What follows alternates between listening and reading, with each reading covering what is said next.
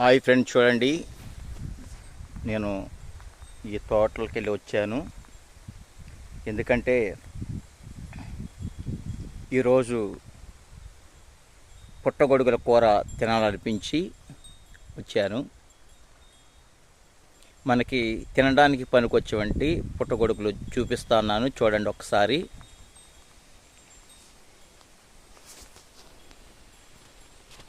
ఇలా ఉన్నాయి మాత్రానికే మనకు వండుకొని తినడానికి మనకి చాలా ఉపయోగపడతాయి. ఈ పుట్టగొడుగుల కూర మాంసపు కూర కంటే చాలా టేస్టీగా ఉంటుంది.